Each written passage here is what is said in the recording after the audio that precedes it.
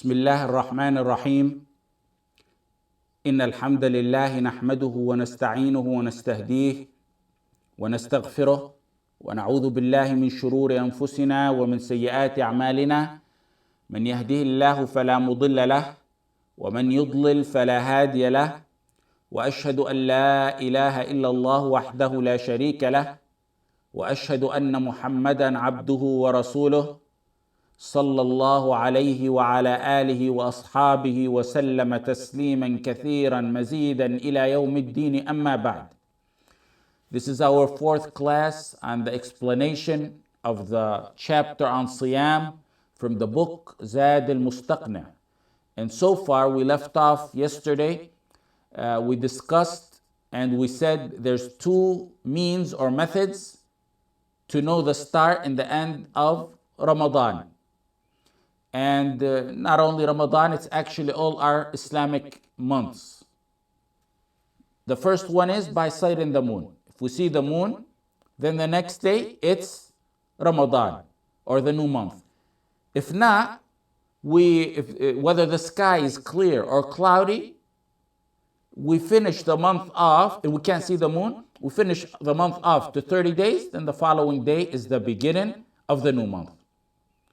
That's all the methods that we follow that are backed by proof in how Ramadan begins and ends. However, we left off yesterday saying that it appears that the author of this book is trying to hint or make a distinction between when the sky is clear and when it's cloudy. Why? Where do we get that from? Where's the hint at? The statement that we left off yesterday said, if you go and sight the moon on a clear sky, and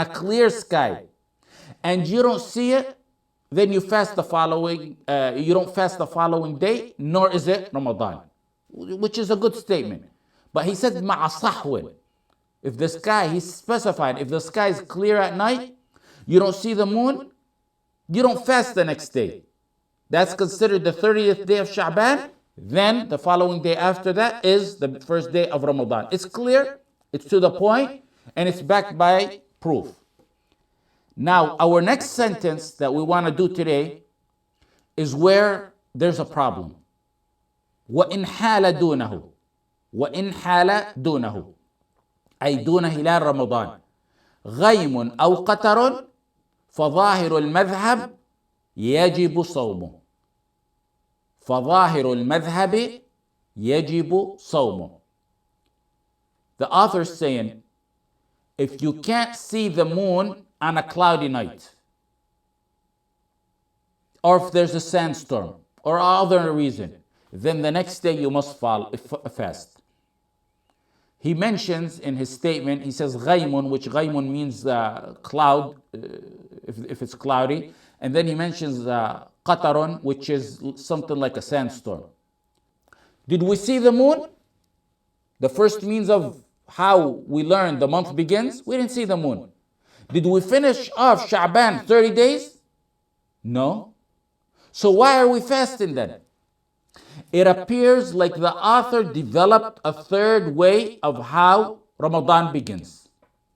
And we said there's only two ways. This statement by the author is not accurate, even though it's a statement, a scholarly statement, and a lot of ulama adopted it. But it's not accurate, and it's not backed by proof. In fact, the proof goes against the statement. There's several opinions on this matter. The first two are the major and most important ones, and the ones we need to know. But let me repeat the issue before I discuss the opinions, because if you don't know the issue, the underlying issue that we're talking about, you're not going to understand the opinions. The 29th day of Sha'ban, after Maghrib, it's the 30th night of Sha'ban. We explained that. That's the night we go out to look for the moon. We go out, it's cloudy, it's foggy, there's a sandstorm. There's a barrier between us and the moon somehow. The author said, since the sky is not clear, then we must fast the next day. even if we don't sight the moon. We didn't sight the moon, we didn't complete the month of 30 days. He said because it's not a clear sky, we have to fast the next day, which is in reality the 30th day of Sha'ban. Now let's go through the opinions. The first opinion, the overwhelming majority of the ulama, and I say the overwhelming majority, that means it's beyond even the 4 imams, it's more than that.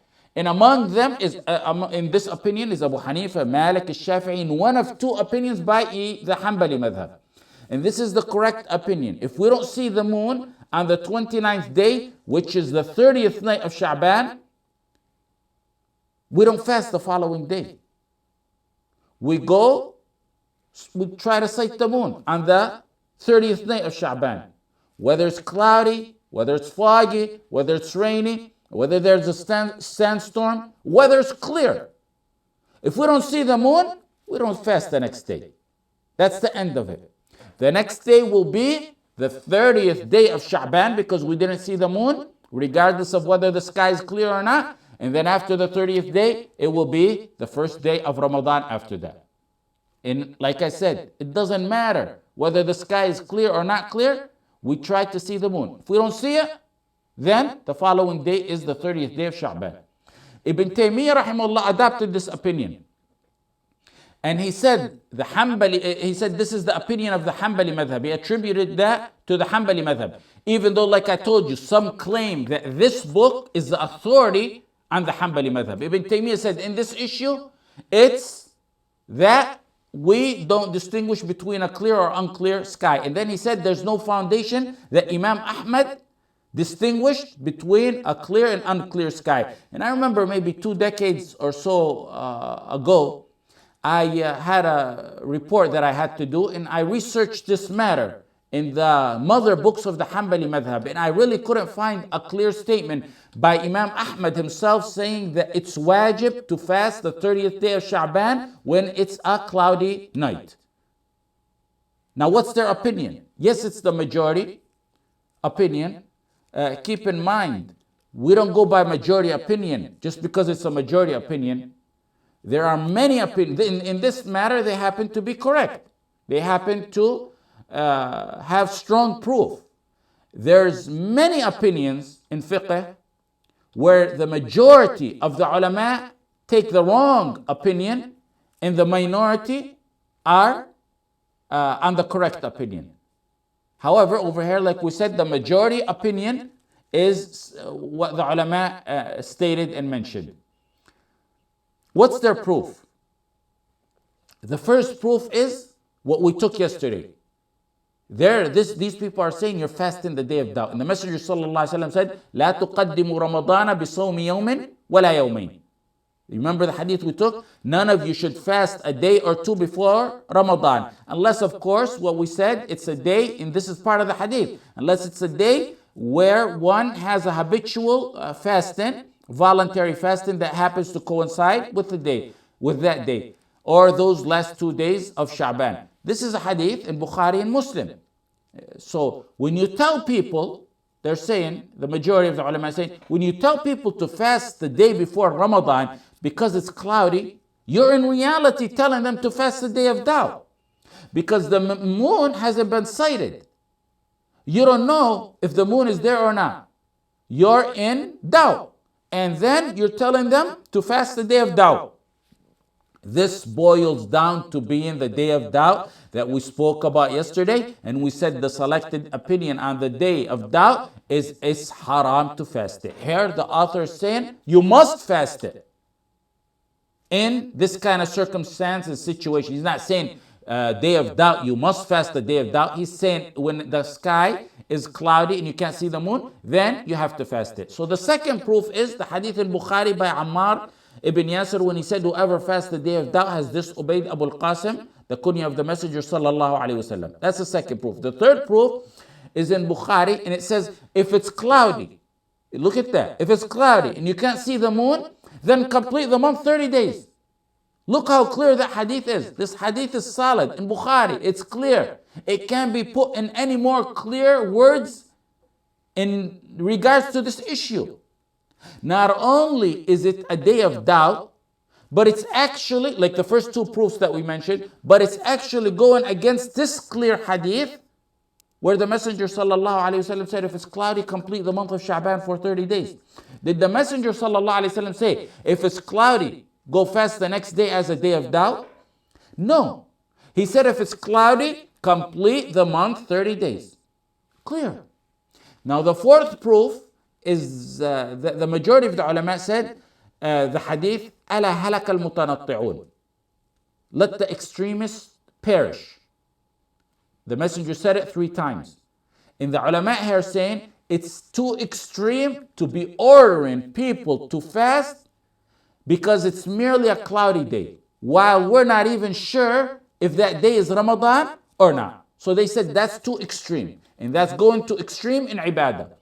The fifth proof, the rule in usul is that you don't go from that which you're sure about, you're in yaqeen, to that which you're in doubt in. What are we sure about and what are we in doubt in? We know for sure we're in Sha'ban. We're for sure in Sha'ban. There's a doubt. There's a possibility tomorrow may be Ramadan because the sky is cloudy. You don't leave that which you're sure in, which is the month of Sha'ban, to that which you're in doubt in. Now after we finish the 30th day, then we're for sure done with Sha'ban, and now Ramadan starts. That's the first opinion, with their 5 proofs. The second opinion is what the author adopted here. And notice, the first opinion is the Hanbali madhab opinion. And the second opinion is the Hanbali madhab opinion. In fact, like we said, this is considered by some an authority book on the Hanbali madhab. And this is, it's considered like a final book on the Hanbali madhab, in which the opinions are the adopted opinions of the Hanbali madhab. So those who blind follow the Hanbali madhab, which one are you going to take? There are 2 opposite contradicting opinions within the Hanbali madhab. If you're a blind follower, which one of the 2 opinions you take? Now, this is the opinion selected by the author. If we don't, he's saying, if you don't see the moon on the 29th day, which is the 30th night of Sha'ban, he said, if it's cloudy, the cloud prevents us from seeing the moon, and it turns out to be cloudy, then we fast the next day. They included in that, not just if it's cloudy, in his statement in the book, he also stated if it's a sandstorm. But also the madhab, some of the scholars in the madhab also state if it's foggy, or if someone's supposedly in a cave and he can't see the moon, or if someone is a prisoner and he can't see the moon, or if someone happens to be blindfolded, they all fall under this category. They said what you do is you fast the 30th day of Sha'ban, which in reality amounts, like we said, to nothing more than fasting a day of doubt. If it turns out to be a day of Ramadan, they said, then that's good. You're in good shape. And if it turns out not to be a day of Ramadan, then you got reward. That's exactly what a day of doubt is. Now what's their proof? They didn't come out and say we're going to fast the day of doubt. They didn't say that. But in reality, their opinion means that. They also have proof because these are ulama. Their proof over here is, number 1, they use the hadith, if you can't see the moon, then work it out. In Arabic it's فَقْدُرُوا لَهُ. And that was an issue in a different opinion that we already took. They went to the linguistic definition of فَقْدُرُوا لَهُ. فَقْدُرُوا. They looked it up linguistically. They said فَقْدُرُوا means limit or tighten or shorten. They said so, the Messenger ﷺ said, if you don't see the moon, فَقْدُرُوا لَهُ, shorten. So because it's unclear, the sky is cloudy, we'll shorten, we'll go to the linguistic definition and we'll shorten Sha'ban to be in 29 days. How do we respond to that? The response to that is very simple. Even if we assume your linguistic definition is good, we'll give you that. We'll say فَقْدُرُوا لَهُ means to shorten or limit. We don't need to resort to linguistic definitions when the Messenger ﷺ defined it in many other different narrations. There's many hadith that we went over already where the Messenger taught us what فَقْدُرُوا لَهُ means. It means to complete Sha'ban 30 days. There's many other hadith where the Messenger ﷺ explained that. That's the first proof. The second proof that they used is actually a stronger proof.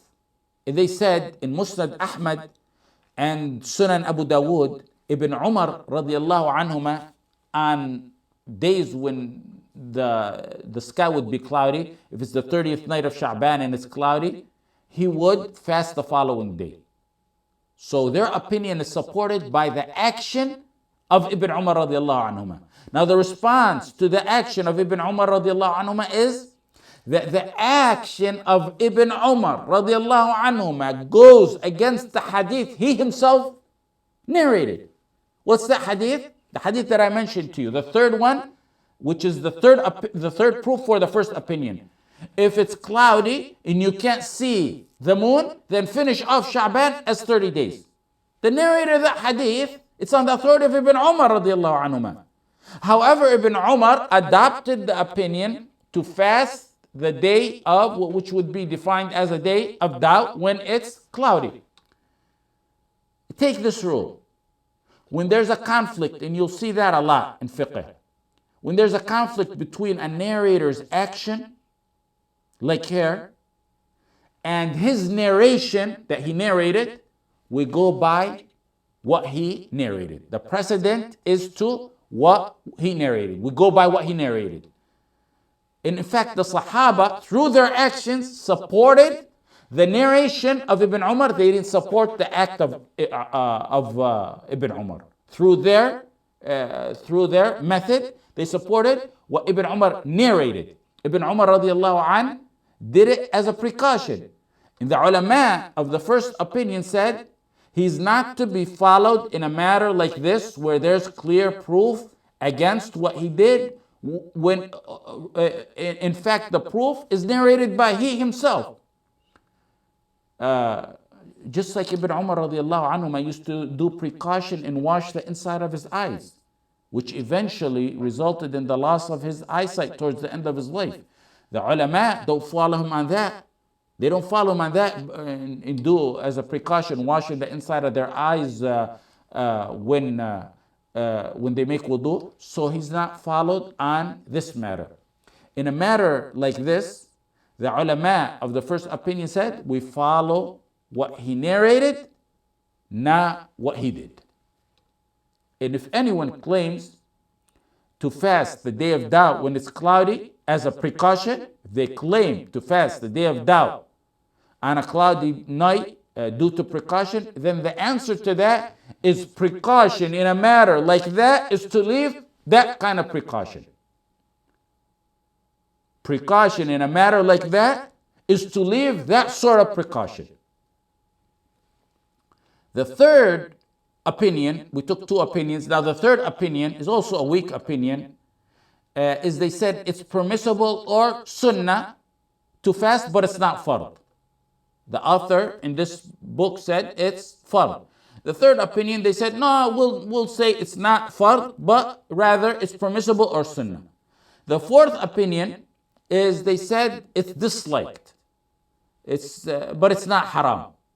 It's disliked, but it's not haram to fast it. And we discussed already whether it's disliked or haram to fast the day of doubt. The fifth opinion, some said we go according to what the Imam Khalifa states. Actually, that's in reality a solution to many of our problems, and problems like this. There was a Khalifa and he declared and chose a certain opinion in matters like this. It's within his discretion. And the Ummah should obey him in matters like this. Now that's the fifth opinion. The sixth opinion, some said we go back and check. We go back 2 years and check. If the last 2 years were 30 days, in 30 days, we fasted the last year 30 days, and the year before that 30 days, then we'll declare this year 29 days. That's, some rationale, but that's 6 opinions. The most important ones is the first and the second, because they each one of them has proof. So in summary, the correct opinion is that it is haram, it's prohibited to fast the day before Ramadan because you claim it's cloudy and you're not sure if the moon is there or not. You can't fast that day. That's considered a day of doubt. We mentioned 5 proofs for the first opinion, and in the second opinion, we responded to their proofs.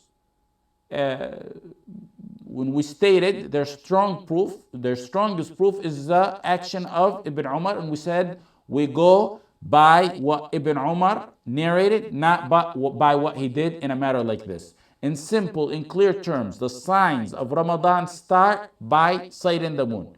If we don't see the moon, we complete Sha'ban 30 days, regardless of whether the sky is cloudy or not. That's right there is the summary of what we took. Okay. The author goes on to say, فَظَاهِرُ الْمَذْهَبِ يَجِبُ صَوْمُ. He concludes on this issue saying, فَظَاهِرُ الْمَذْهَبِ يَجِبُ صَوْمُ. He's saying it appears from the madhab that it's wajib to fast if it's cloudy, even if we don't sight the moon. The author himself here worded that and that conclusion on this matter in a very unusual way. He said, ظاهر المذهب. It's apparent or seems apparent from the madhab that you have to fast that. And it's a statement he rarely uses, ظاهر المذهب. The ulama said he worded it like this because this is, as we said, a summarized method, short, brief. And he can't elaborate. This is not a book to elaborate. So he wanted to indicate and hint that there's strong dissent on this matter within the madhab. So the author is basically, in a way, admitting to a dissent within the own madhab on this issue. Many tried to find excuses for the author and those who follow this opinion on making it obligatory to fast a day which in reality is defined as a day of doubt, when the sky is not clear. They tried to find excuses by saying he didn't mean, or they didn't mean it's wajib that you must do. They just meant it's recommended or it's permitted or it's better, but they didn't mean it's wajib. And the reason they tried to find excuses is because this is somewhat dangerous for ulama to declare a day of fasting to be wajib when the Messenger sallallahu alaihi wasallam in reality considered it haram. I spent a little bit of time on this and I elaborated on this because it's good to see how the ulama think and how they dispute, how they go back and forth with their proof. And it's also a detailed matter on fasting, the day of doubt, when it's cloudy. That issue right there, it may seem simple and it may seem clear actually when we look and analyze the proof, but believe it or not, there's actually books written on this matter. Abu Ya'la wrote out on it, and Abdul Hadi did. Ibn al-Jawzi, in fact, wrote about it too. So it's an important issue, and it gets you to understand how fiqh is. Now the author went on to say, وَإِن رُؤِيَ نَهَارًا فَهُوَ لِلَّيْلَةِ الْمُقْبِلَةِ وَإِن رُؤِيَ نَهَارًا فَهُوَ لِلَّيْلَةِ الْمُقْبِلَةِ. If you see the moon during the day, then that's to declare the following day, the first of Ramadan. If you see it during the day, scientifically speaking, it's clear that the moon can be seen during the day. Science talks about it and it happens, and you yourself by experience could have probably seen the moon certain times during the day. And this is something not only proven scientifically, but it's also discussed in the books of the ulama centuries ago, that what if you see the moon during the day? The scenarios, for example, I'm leaving the masjid or I'm walking outside in the daytime after Dhuhr or Asr and I see the moon. It's possible. Does that 29th day that I seen the moon on become the official day of Ramadan?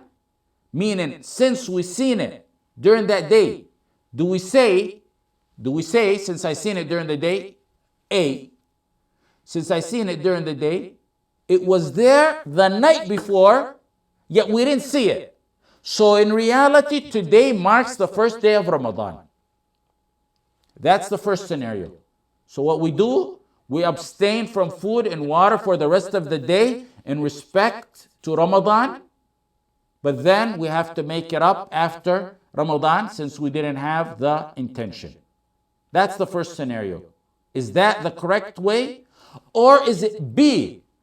Do we say that moon that I seen during the day belongs to the next day? The author is saying that moon you seen during the day means the following day is the first day of Ramadan. You see the moon during the day, the next day, we're talking, if it's nighttime, we already know the answer to that. But we're saying if you've seen it during the day, you seen it during the day, the following day is Ramadan. That moon, even though you saw that moon during the day, it's to declare the following day, the first day of Ramadan. If you see the moon on the 29th day of Sha'ban during the day, and we say the moon was there the night before, that means you're on the 29th day of Sha'ban. You're saying that moon was there the night before. That makes that month of Sha'ban 28 days. And we don't have 28 days in our calendar. We only have 29 and 30 days. That's what the author was trying to refute by his statement. The overwhelming majority of the ulama, and among them is the 4 imams, is that they adopt the opinion that the author here selected. Whether you see the moon during the day or after Maghrib of that night, after that night, then it's to declare the following day, the first day of Ramadan. That's the point that you have to understand. That's the first point. The second, and that's the opinion of the 4 imams. The second point is the overwhelming majority of the ulama with a slight dispute. The other one doesn't have any dispute that I know of. But this one, the second point here, has a slight dispute. They said it doesn't matter if it's seen before noon or after noon, with a slight dispute in that issue. So the bottom line is that sighting the moon during the daylight hours of the 29th day of Sha'ban, whether it's noon or afternoon or any time during the day or after Maghrib, means the following day after that is the first day of Ramadan. There's an important issue though. What if we seen it during the day? After Dhuhr, after Asr. Then after Maghrib, we go to pursue it and look at it and see it, it vanishes, it's not there. We for some reason can't see it no longer after Maghrib. We seen it during the day, but after Maghrib, all night long, we could no longer see it. The rule is, we can't continue to see it after Maghrib, then it's as if we didn't see it at all during the day. Meaning, basically, that sighting you seen during the day is cancelled. Why? Because we were directed to pursue and watch and look at the moon after Maghrib. We were supposed to look at it and see it after Maghrib. We didn't see it after Maghrib. So that means it's not a sighting that we go by. It's not a shar'i sighting that we go by. Because the considered sighting is the one that's after Maghrib. So if we seen it during the day, and then after Maghrib we no longer can see it, then that is as if we didn't see it during the day. The next day would be considered the 30th day of Sha'ban. The author here should have worded the statement more carefully by saying, if you see the moon during the day and it's still there after Maghrib, then it belongs to the next day, meaning the next day is the first day of Ramadan. He should have added some kind of statement saying, while it's still seen after Maghrib, because that's a very important condition that the ulama mentioned. Jazakumullahu khair. If there's any questions.